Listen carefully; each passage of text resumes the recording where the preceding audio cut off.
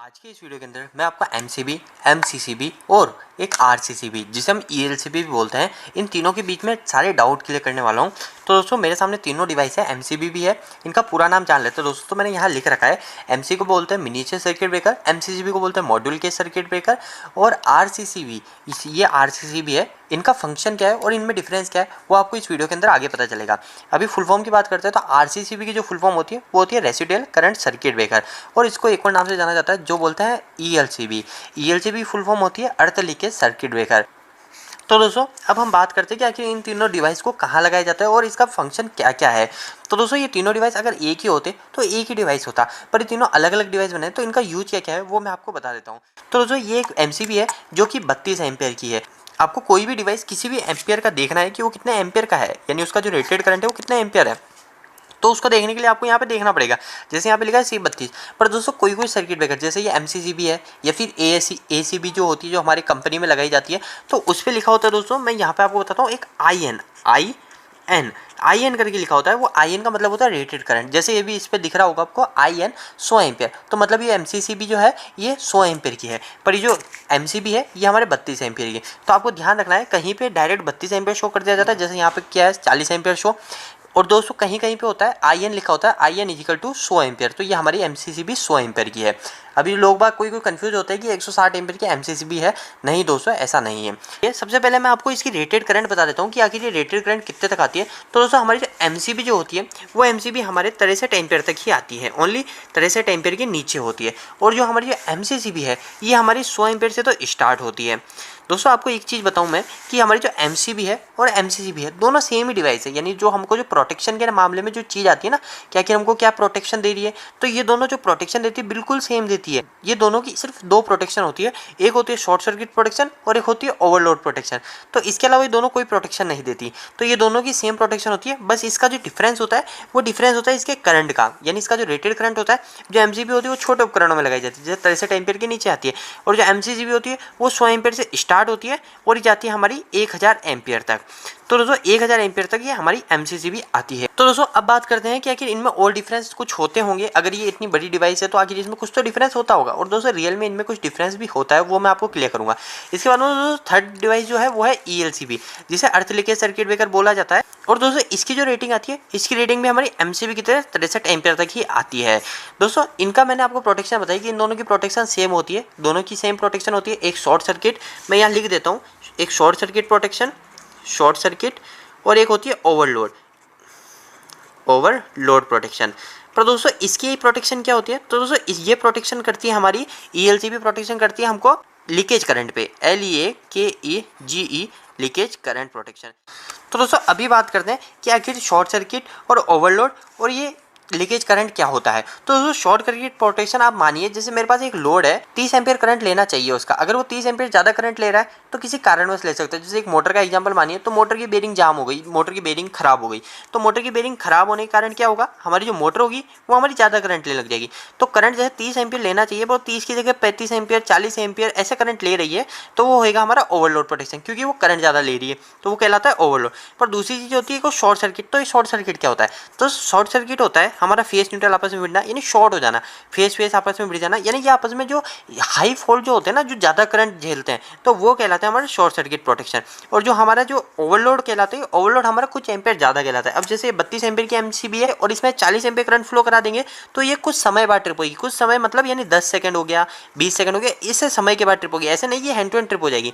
और दोस्तों short circuit protection में क्या होगा, शॉर्ट सर्किट प्रोटेक्शन में इसमें से हजारों एम्पियर करंट फ्लो होगा, यानी 500 एम्पियर हो गया, 1000 एम्पियर करंट फ्लो हो गया, तो ऐसा करंट फ्लो हुआ ना तो उसे इंस्टेंट ट्रिप कर जाएगी, मतलब 1 सेकंड में ट्रिप कर जाएगी। तो उसे ये फर्क होता है शॉर्ट सर्किट और ओवरलोड प्रोटेक्शन। शॉर्ट सर्किट के अंदर बहुत ज़्यादा करंट फ्लो होता है एक बार के अंदर, क्योंकि आपस में फेस भिड़ जाता है और आपस में फेस न्यूट्रल भिड़ जाता है, वो शॉर्ट सर्किट कहलाता है।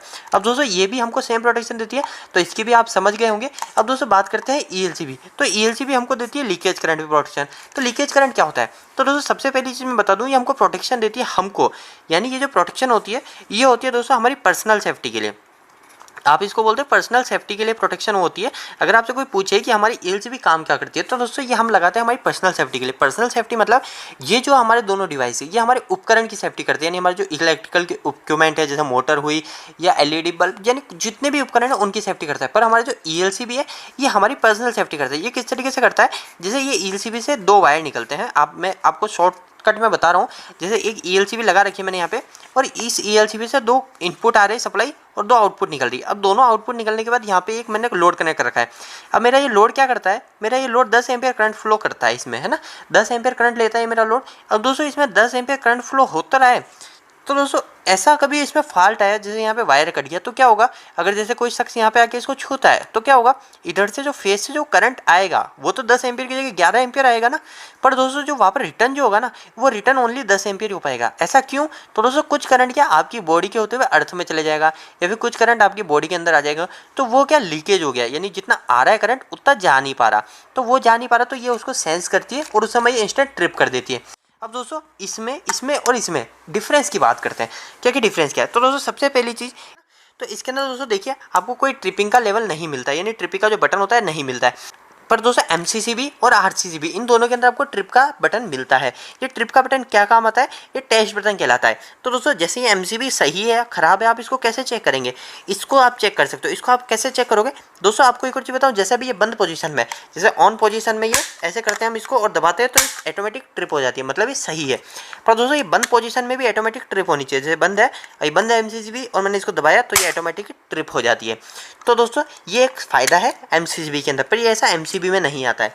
दूसरी चीज़ दोस्तों कि आरसीसीबी में भी टेस्ट बटन होता है, पर जो टेस्ट बटन होता है ये ओनली सप्लाई देने के बाद ही काम करता है। एमसीसीबी में जो टेस्ट बटन होता है वो हमारी सप्लाई ऑफ में भी काम करेगा, पर आरसीसीबी में अभी मैं इसको दबाऊंगा तो टेस्ट बटन काम नहीं करेगा। तो इसका मतलब ये नहीं कि आप आरसीसीबी को फेंक दो या ईएलसीबी जिसे बोलते हैं इसको फेंक दो, ऐसा नहीं। ये बिल्कुल सही है, इसमें आप सप्लाई दे दीजिए, फिर बाद में आप इसको बटन को दबाइए तो ये अपने आप ट्रिप होएगी। दूसरी चीज़ दोस्तों इसके अंदर और इसमें क्या फ़र्क होता है, अब मैंने आपको बोला था स्टार्टिंग में कि एमसीबी और एमसीसीबी तो सेम ही चीज़ हो गई। तो दोस्तों इसके अंदर भी दोनों में कुछ डिफरेंस होता है। सबसे पहला डिफरेंस मैंने आपको बताया कि ये 63 एम्पियर तक की आती है और ये 100 एम्पियर से तो स्टार्ट होती है। दूसरी चीज़ दोस्तों इसके अंदर टच बटन होता है, मैंने आपको बताया। तीसरी चीज़ दोस्तों इसके अंदर एक और चीज़ होती है, वो होती है इसका पोर्ट। अब ये पोर्ट क्या है, तो दोस्तों ये पोर्ट है इसको करंट को एडजस्ट करने के लिए। अब दोस्तों ये छोटी डिवाइस में लगाती है, तो छोटे डिवाइस तो फिक्स होते हैं कि हम एक डिवाइस के लिए ला रहे हैं तो उसके अंदर हम फिक्स कर देंगे। पर दोस्तों ये एमसीसीबी क्या करते हैं, हम किसी भी यानी जैसे 3-4 लोड हुए उस 3-4 लोड पे एक एमसीसीबी लगा देते हैं। तो उससे क्या होता है ना दोस्तों, कभी हमारा कोई लोड खराब हो गया तो हमको वो बंद करना है, तो उस समय हम क्या करेंगे, इसकी जो रेटिंग होगी ना इसको एडजस्ट कर सकते हैं। जैसे 100 एम्पियर है तो इसको हम 80 एम्पियर कर सकते हैं, 90 एम्पियर कर सकते हैं, वो इस पोर्ट से कर सकते हैं। अगर आप इसको एक टेक्निकल लैंग्वेज में बोले तो आप इसको ये बोल सकते हो कि आप जो है इसका ट्रिप लेवल को एडजस्ट कर सकते हो, पर इसके अंदर आप ट्रिप लेवल एडजस्ट नहीं कर सकते हो। ये 32 एम्पियर है तो ये 32 एम्पियर पे ही काम करेगी। इसके अंदर भी ऐसा कुछ नहीं, क्योंकि ये भी छोटे उपकरण में लगाई जाती है। तो ये दोनों ही 63 एम्पियर तक आती है और ये 1000 एम्पियर तक आती है। तो दोस्तों ये फ़र्क होता है एमसीबी, एमसीसीबी और ईएलसीबी पे। तो दोस्तों मैंने जितना हो सके इस वीडियो को छोटा बनाने की कोशिश करी। अगर फिर भी आपके कोई क्वेश्चन रह गए हो तो आप मुझे कमेंट बॉक्स में कमेंट कीजिए, मैं नेक्स्ट वीडियो में उसको कंप्लीट करने की कोशिश करूँगा। अगर आपको कोई भी इलेक्ट्रिकल से जुड़ा भी कोई सवाल है तो आप मुझे नीचे कमेंट बॉक्स में कमेंट कीजिए। यह वीडियो आपको कैसा लगा दोस्तों, वीडियो को एक लाइक करके जरूर बताना। इलेक्ट्रिकल वीडियोस अगर आप हिंदी में देखना पसंद करते हैं इस चैनल को आज ही सब्सक्राइब कर लीजिए। आज के लिए इतना ही, धन्यवाद।